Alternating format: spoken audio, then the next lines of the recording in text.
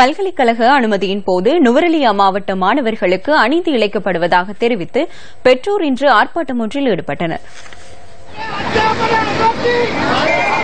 வெளி மாவட்ட மாணவர்கள் நுவரெலியா மாவட்டம் மூலம் பரீட்சையில் தோற்றுவதனால் தமது பிள்ளைகளுக்கு கிடைக்க வேண்டிய சந்தர்ப்பம் இல்லாமல் போவதாக பெற்றோர் தெரிவிக்கின்றனர். சில அதிபர்கள் வெளி மாவட்ட மாணவர்களுக்கு சந்தர்ப்பம் வழங்கும் வகையில் செயற்படுவதாக இவர்கள் தெரிவித்தனர்.